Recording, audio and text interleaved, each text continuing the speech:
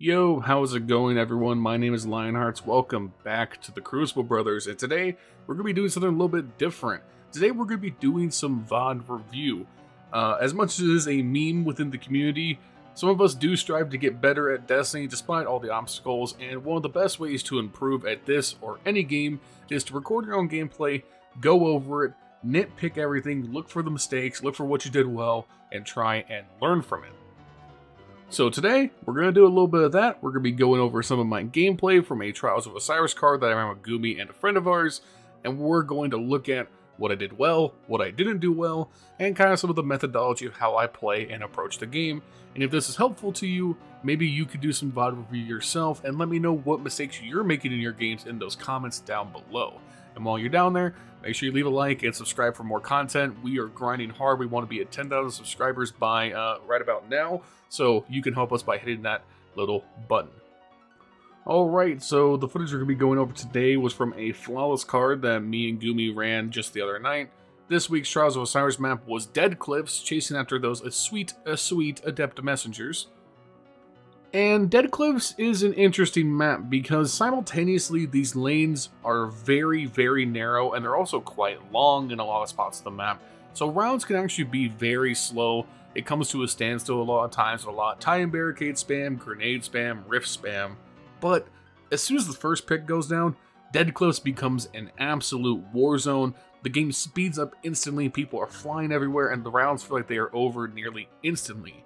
It's just one of those maps. It seems like first pick wins, and so going into it, we were trying to play first pick and then get in there as often as possible when that was advantageous. So talking a little bit about team composition, I myself was running kind of like my standard favorite loadout this season, the Syncopation Stasis Pulse Rifle paired with a Glaive. I know it's a meme, but follow me for a second. On Titan, on Bubble with Lion Rampants. Now this loadout I've gone over before has a lot of synergy. The Syncopation has Hipfire Grip, Enhanced, and Enhanced Frenzy. Incredibly great at dueling. I don't have the ADS in the short mid. And with Lion Rampants, I could float into off angles during those real clutch moments and get surprise shots off. And the Lion Rampants make the Glaive a lot better in terms of its accuracy, especially when I'm Titan skating around all these corners.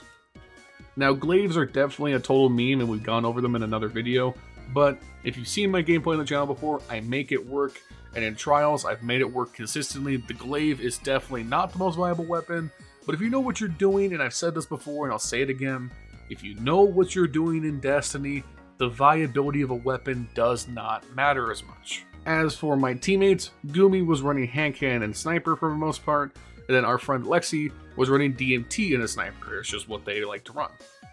So our team setup was pick-centric. We were trying to get sniper picks. I would stand behind our snipers and clean up with body shots whenever I could, and we were just trying to get that first pick and that early advantage pretty much every single game. Alright, so jumping into our first round, we're going to be looking at kind of how I approach being put into a 1BX scenario, trying to clutch out around here. It's round 3, we have a 2-0 advantage right now. We're spawning on the A side of Dead Cliffs, sort of down in that spawn camp area. It's my least favorite side of the map. And how I approach most rounds on this side is I'm going to push out to what we were calling Divide, this center wall here in mid, towards the B control point. I'm doing this to get intel to see if the enemies are playing outside or if they're going to try and push through towards the A control point side from their spawn. So my teammates are fighting towards that A control point side. I get out to mid, we get the intel, there's one enemy out there at least. So now I'm just going to kind of play around this mid area below the bridge, just kind of let the round develop a little bit. Now it should be said, my positioning here in this round is bad. As soon as this hunter hits me with Lane Monarch, I need to reposition. I probably need to get inside of the A control point area and just off this platform, because now I'm isolated, I'm hit by Lane Monarch, I'm low health, and even though the grenade backs me off from pushing, playing my barricade here is definitely a positional error. I'm stuck here now, I'm kind of hunkered down, and frankly, the only reason I don't die is because the hunter misses his shots. And sometimes you get lucky like that, but oftentimes I'm punished here and I'm probably dying, and if I die here, this is definitely a round loss, especially with how things develop. So Lexi goes down here to a pulse rifle, and I thought this was someone out by B control point, but no, this is someone back towards their spawn over where Gumi is behind me. I just didn't hear it correctly. And once again, my positioning here is really bad, but thankfully it's just not punished. So Gumi comes up huge with a great pick on the guy who was towards the B side. And then I hear a bow behind me, I take a peek out towards their spawn, and I identify the other 2 players are there. And at this point, with the pick in mid, it's safe to go for Lexi's res. It's the correct play, so I stop what I'm doing, I take 1 peek shot, and I go straight for the res. And after the res is where things kind of go wrong for us. Gumi pushes here, and this is not the time to push from Gumi. He calls out afterwards, he knows this is a mistake, but he's just trying to give us room while he reses. Unfortunately, he does get picked right as I'm getting the res. Me and Lexi hop up onto the bridge platform to start dueling. It's a 2v2, and Lexi also goes down as I try to reposition. Now, instead of team shotting with Lexi on bridge here, my thought process is, okay, we need to split angles so we can attack from 2 sides. That way, we don't get like splash damage from like a late monarch or a grenade, and we're not lining up so the enemies have 1 place to shoot at. So I split the angle, I go inside of A, right as Lexi is refragged. So now it's a 1v2. But they didn't see me go into the A house. They probably see me on radar now, but I do have a second where I have the advantage. So I take the peek, and thankfully, once again, sometimes you just get a little bit lucky. Enemy's walking through the open, reloading his gun, so he can't defend himself from me. I get the free pick. So now, 1v1. I hear the Warlock jump as I'm backing up. Warlock has a shotgun because we scouted loadouts earlier. So I know he's pushing me to get me with a shotgun, and this is where Glaive kind of makes the difference. I'm able to back up, Titan skate backwards with a scroll wheel jump, and now he's so far away he can't shotgun me, and this is just an easy kill with the Glaive. Just a side note, I know my aim is really shaky here. Before we started playing this Trials card, I had just eaten dinner and I slammed an energy drink before I hopped on, so I was straight zooted. Ignore it, my aim is shaky, deal with it. So overall, this is a pretty good round from me, at least in terms of winning the clutch. My positioning in the beginning was not very good, and frankly I should have been punished for it more. But when it came down to getting the res and putting myself in a position to win the round, I made the correct calls. I made sure to give the enemies not as much view of me as possible, and then just won my 1v1s. Instead of being a 2v1 fight, I took 2 1v1s and won the round. And that's ideal in these 1vx situations. If you can prioritize a single gunfight, that is the optimal play.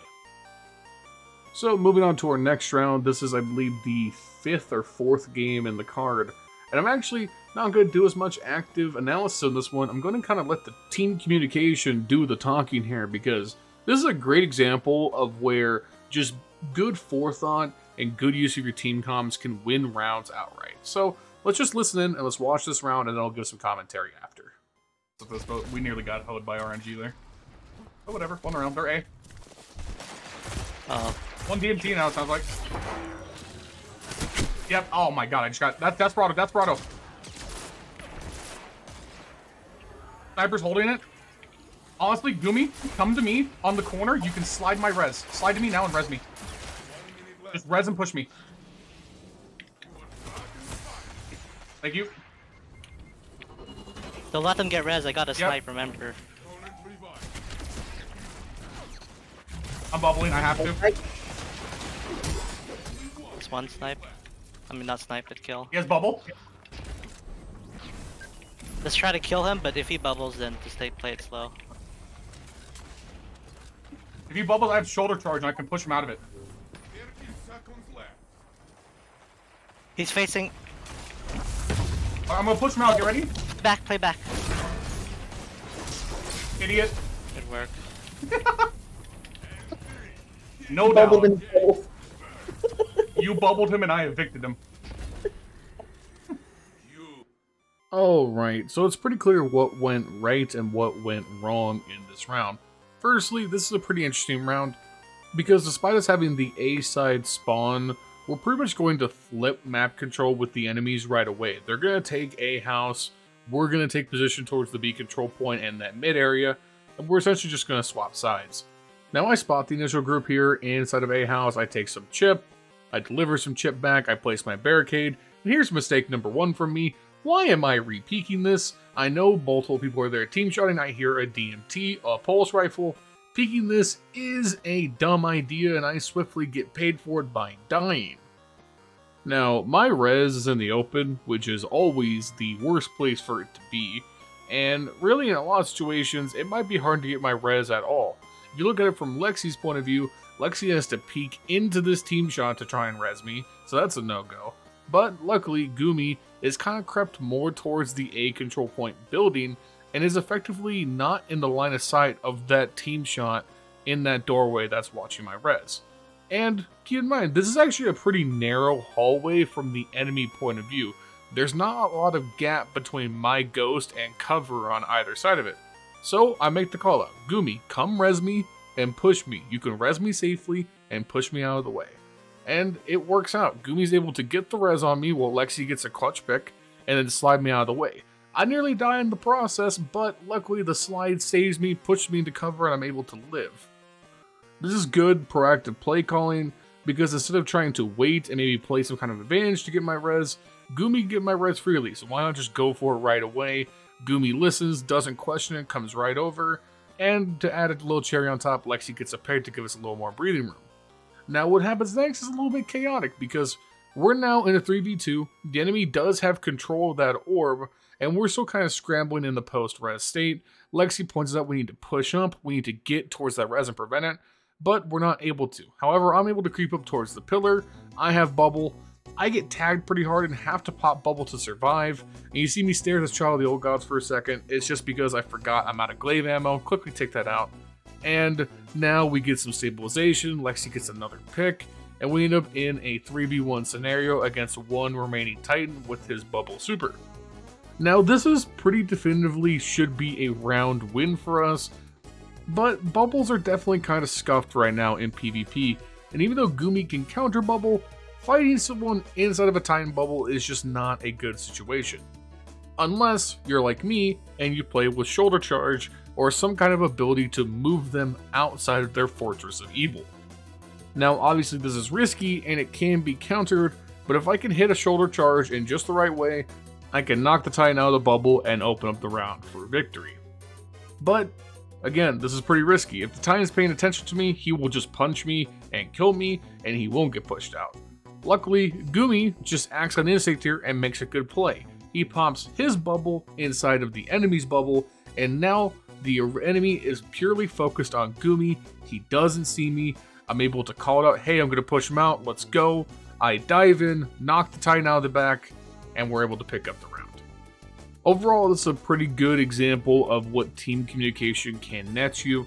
Had I not said anything about my res, Gumi might have tried to flex for a pick of his own. I know how he likes to play the game, and that's definitely probably in his mind, because he wants to try and get some control brought towards him, so that maybe Lexi could pick up the res, because the way he sees it, he's far away from me, he probably doesn't think he's in a good spot to do it, but because of where my orb is on the map, he's actually the better person for the res. So that kind of communication and awareness led to the better outcome, because if we don't pull my res when we do, it's probably a round loss, because the enemy team has too big of an advantage for their position, presuming Lexi or Gumi doesn't get any wild picks.